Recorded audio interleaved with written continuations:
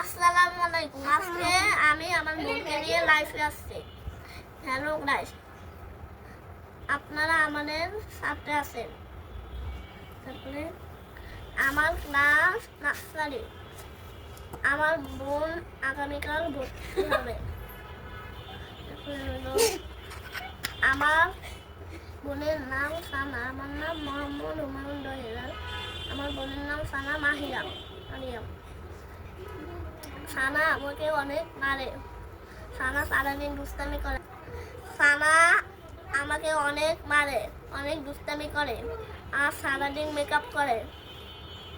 তারপরে হলো কি তারপর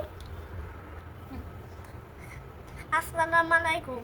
আজকে আমার বোন মানে বলে গেছি না।